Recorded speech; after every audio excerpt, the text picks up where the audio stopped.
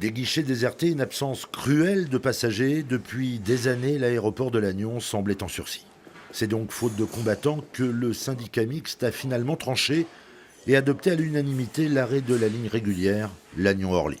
3 millions d'argent public pour transporter moins de 10 000 passagers par an, c'est pas raisonnable, on fait le calcul facilement, hein. On est sur des bases de pratiquement de 500 € pour financer un aller-retour vers Paris ou vers Lannion. C'est complètement déraisonnable pour les collectivités. Fermer une ligne régulière qui existe depuis 54 ans, qui était une ligne de désenclavement du Trégor, eh bien c'est pas simple. Pas simple, car l'aéroport de Lannion, à la fin des années 60, incarnait le rayonnement et le désenclavement du Trégor, époque où l'avènement des télécommunications avait transformé la région en véritable Silicon Valley. Aujourd'hui, pour les 19 derniers salariés, le coup est dur. Plusieurs postes seront sans doute supprimés.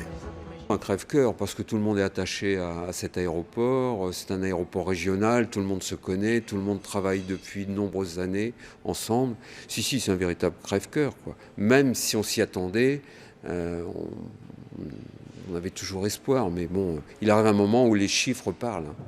En 2000, plus de 85 000 passagers transitaient encore par l'aéroport de Lannion, un chiffre divisé par 4 en 2017.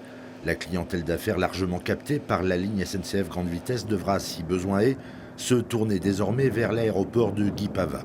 Le 23 mars, au terme de la dernière rotation vers Orly, l'aéroport de Lannion devra se choisir un nouveau destin, un nouveau contour qui reste à écrire.